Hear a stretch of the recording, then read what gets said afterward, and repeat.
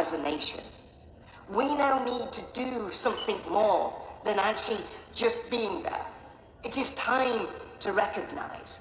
baarlamaanka dalka boqortooyada Ingiriiska ayaa maanta lagaga dooday qadiyada madax banaanida Somaliland iyadoo oo Sir Gavin Williamson oo kamid ah xildhibaanada ugu culus dalka boqortooyada Ingiriiska uu ku soo bandhigay in dawladda iyo dalka boqortooyada Ingiriisku ay aqoonsi buuxa ay u fidiyaan dalka jamhuuriyadda Somaliland.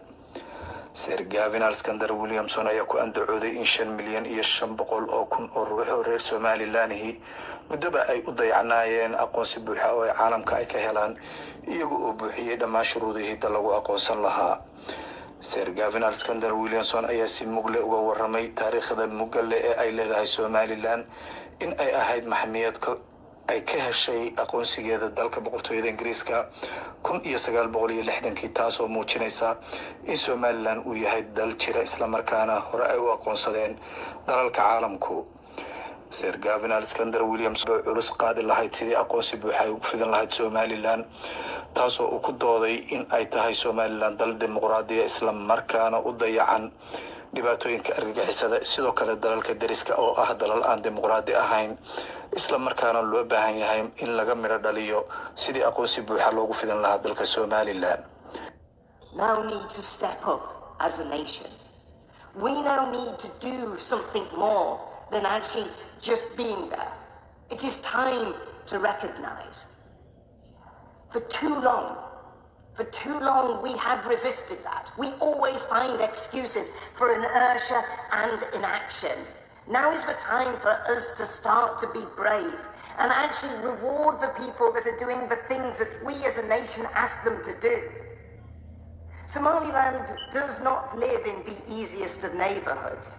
It has difficult neighbors.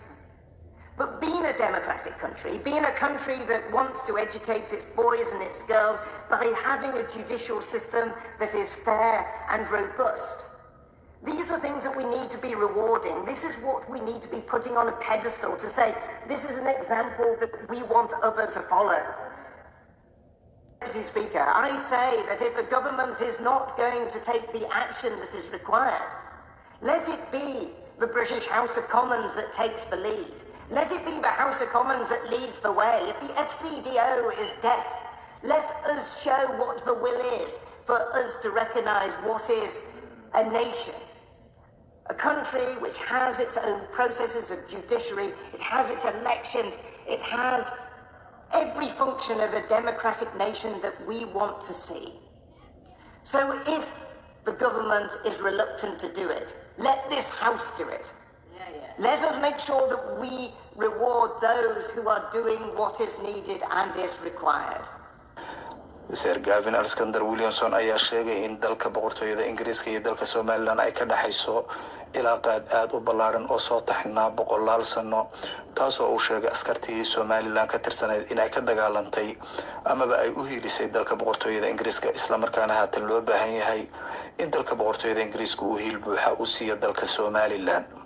Sir Gavin Williamson ayaa sidoo kalena uga mahadceliyay dawladda Britain tallaabooyinka dhinaca dhaqaalaha ah ee ay ku kabtay dalka Somaliland isagoo magacaabay inay ka qayb qaateen dib u dhiska dekedda weyne caalamiga ah ee berbera sidoo kale koridorka isku xidha dalalka Ethiopia iyo waddanka Somaliland.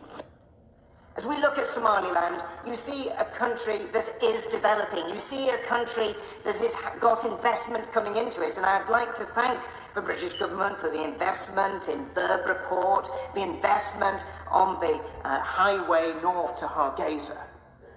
But by the simple act of recognition, you can transform the lives of 5.7 million people, making every single one of them more prosperous, enabling Somaliland, a good ally of this country, to play a bigger role on the world stage and play a vital role in supporting the values that we in this House hold dear.